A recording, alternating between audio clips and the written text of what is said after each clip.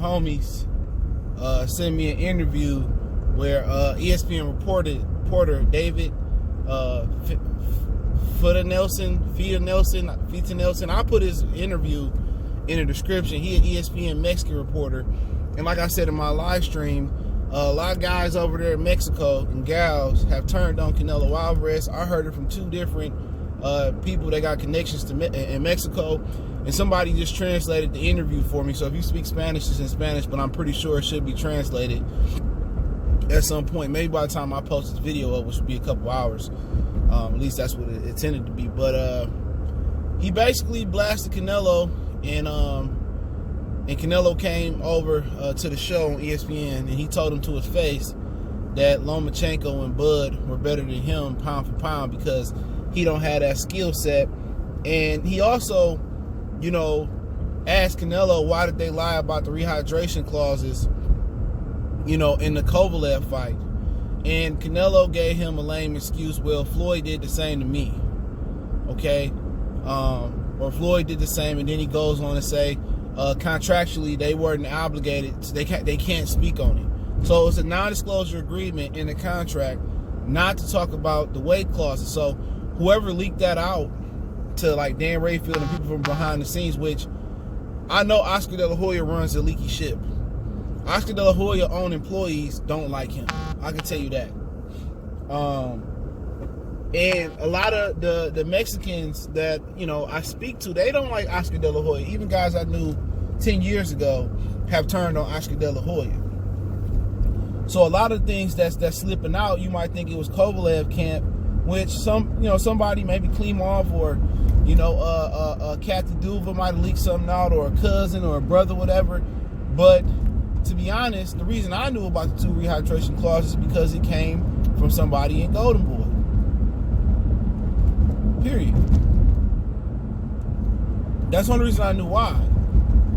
And there was two rehydration clauses. There was 185-pound next day rehydration clause, and Kovalev couldn't come in at 190. Now Kovalev can't say that because there was a non-disclosure agreement on that. And he could have got sued for speaking on that. This is why you didn't hear Danny Jacobs pretty much talk about Canelo head history. You didn't hear Danny Jacobs really complain about the rehydration clause. Okay? And it sounded like Canelo making it sound like Golden Boy is doing that. Like, oh, Golden Boy is making me do this, and I can't say that, and Golden Boy I don't have any control. That's how he's trying to make it seem. And ESPN is really putting the full court press on Canelo Kovalev. They putting the full court press on him, where they saying that Kovalev took a dive. And the David guy on ESPN, which, like I said, I linked the interview in the description on the source link, he said Kovalev was only kissing you with the jab. You know what I'm saying? And he just straightly disrespected Canelo Alvarez to his face. Like, this wasn't no, oh, I'm across the room. No. When Canelo came and sat there with him, he pretty much called him fraudulent. And this is a Mexican guy, you know, who's supposed to be pro Canelo, ESPN. And he told him to his face, Lomachenko and Bud are better than him. And Canelo responded, well, I got better accomplishments than they do. And he said, well, you don't have the skill set they do. You know what I'm saying? And is he lying? I don't think he's lying. But you know what's so funny about it, man? We get these Mexican Americans, dude. You know, some of them speak Spanish to you know, and some of them don't speak Spanish. But they sit here and act like none of this is happening. You don't hear no pro Canelo channel speaking on this. You don't hear a lot of Mexican American boxing channels speaking on this, but you hear them speaking on Errol Smith's car accident, right? You know what I'm saying? You hear them speaking on, oh, Bud is fighting the Mean Machine, or Loma, you know, he asked for the franchise title. But ain't nobody talking about this. Now the brothers can't talk about it because they can't translate it. They can't translate it, and they probably don't, you know, they probably not aware of it. You know what I'm saying? But Canelo facing a lot of heat. He really getting a lot of backlash from the people over there. And ESPN Deportes is headlining, they spearheading the movement that Canelo a fraud. And it got to the point where Canelo trainer released a he released a statement, which I talked about on live the other day, got translated for me, saying that they never forced no rehydration clause on nobody, and that the fight wasn't fixed, and all that. At the end of the day, there's a video out there where Canelo Alvarez coach said there's a rehydration clause. But the same coach said, I think there was the same coach said, because he got a few of them, the same coach said that in the statement, there was no rehydration clause. So which one is it? Is there a rehydration clause, or is there not a rehydration clause? That's the question. Is there a rehydration clause or not? You said in the statement there was no rehydration clause. But there's a video out you saying it was a rehydration clause. Canelo the biggest fraud in boxing, bar none.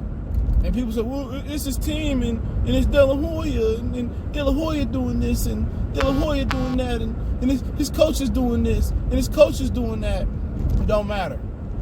Canelo applied, to sign with Golden Boy. The promoter is supposed to work for the fighter, even though it doesn't always go that way. The promoter is supposed to work for the fighter. And at the end of the day, Canelo employs his team. Eddie Reynoso, his dad, his other coach, that was the first Golden Boy world champion, I can't remember his name, Oscar, Eric Gomez, all of them. Canelo is a big, big, big fraud.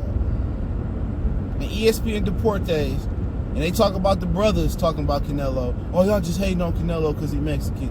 Or y'all just hate. Like, dude, these are all Mexican channels going out here, putting Loma and Lomachenko above him. Saying that he don't have those skills. Saying that, the Kovalev fight was set up. This is his own team saying that. His own people saying this. This ain't on ESPN Boxing with Max or First Take, or this ain't Boxing Ego or Dante's Boxing Nation or Town Business. This ain't none of them brothers saying that. And if they were aware of this story, if they was aware of what was going down on ESPN Deportes, like this, they would have a field day with this type of stuff. They would have a field day with this type of stuff.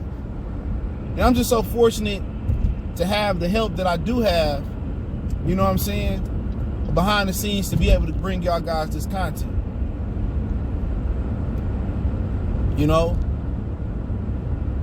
And I do appreciate it, because it's a lot of different people, that back the story up and co-sign and things. And there's a lot of things I don't know about Mexican boxing. I didn't know every Mexican champion fought on free TV over there.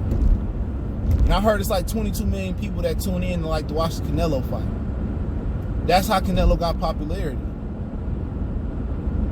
But somehow Al Heyman and those guys, they haven't really figured that out. How did Deontay Wilder gain the popularity he got? It may not be 22 million, but hey, he fought on regular TV, NBC, and stuff of that nature.